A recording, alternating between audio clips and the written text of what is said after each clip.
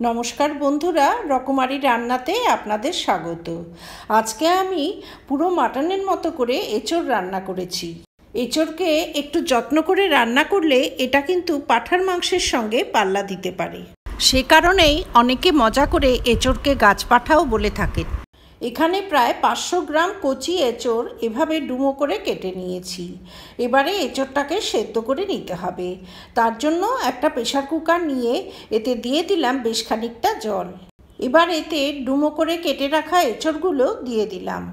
পুরো এঁচোড়টা প্রেসার কুকারে দিয়ে দেবার পর এতে আধা চামচ নুন অ্যাড করে দিলাম, আধা চামচ হলুদ অ্যাড করে দিয়ে প্রেসার কুকারের ঢাকনা বন্ধ করে হাই ফ্লেমে একটা সিটি দিয়ে নেব।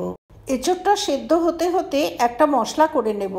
তার জন্য নিয়ে নিয়েছি একখানা টমেটো, একখানা রসুন আর 3টে পেঁয়াজ। মিক্সির বড় জার নিয়ে এতে 3খানা পেঁয়াজ টুকরো করে কেটে অ্যাড করে দিলাম। রসুনের কোয়াগুলো ছাড়িয়ে দিয়ে দিলাম।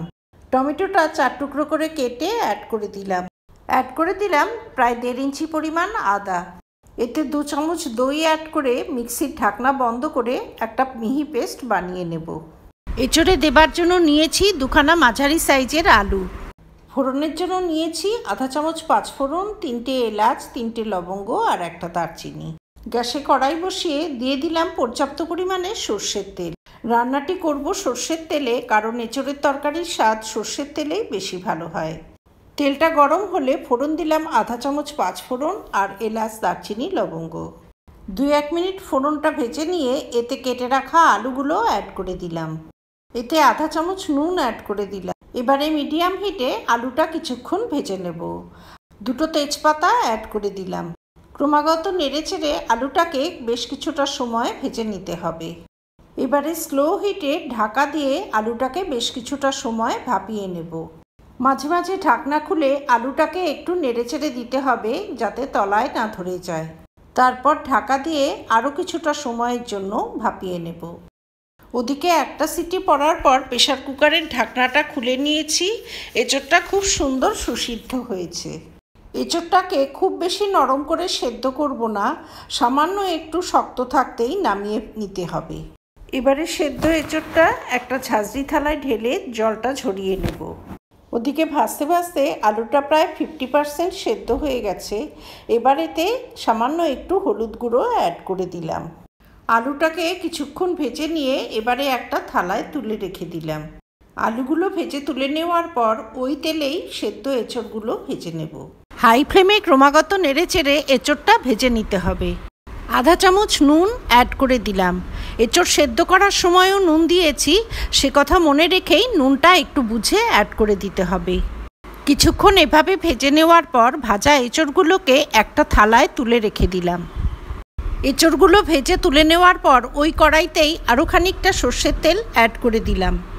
তেলটা গরম হলে 2টো শুকনো লঙ্কা ফোড়ন দিয়ে দিলাম। মিক্সিতে পেঁয়াজ রসুনের যে বাটা মশলাটা করে রেখেছিলাম সেটা অ্যাড করে দিয়ে হাই ফ্লেমে কিছুক্ষণ কষিয়ে নেব। এতে আধা চামচ হলুদ গুঁড়ো, আধা চামচ জিরে গুঁড়ো, আধা চামচ ঝাল লঙ্কার গুঁড়ো, আধা চামচ কাশ্মীরি লঙ্কা গুঁড়ো অ্যাড করে দিয়ে মশলাটা বেশ কিছুটা সময় ধরে কষিয়ে নেব।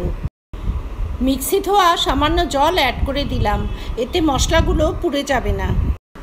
আধা চামচ নুন অ্যাড করে দিয়ে আরও কিছুটা সময় মশলাটা কষিয়ে নিতে হবে।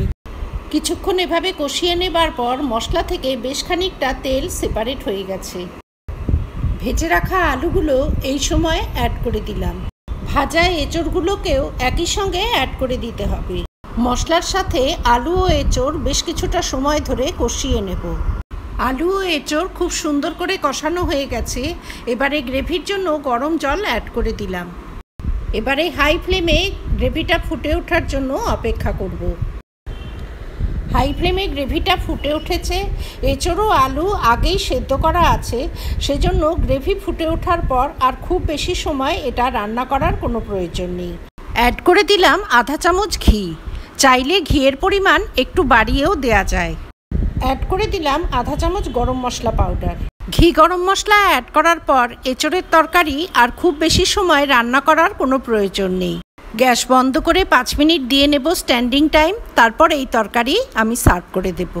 তৈরি হয়ে গেল কষা মাংসের স্বাদে অতি সুস্বাদু এঁচোড়ের তরকারি। আমার এই রেসিপি যদি ভালো লাগে তবে ভিডিওটিতে লাইক করবেন, শেয়ার করবেন। ভবিষ্যতে আরও রেসিপির জন্য আমার চ্যানেলটি সাবস্ক্রাইব করার অনুরোধ রইল।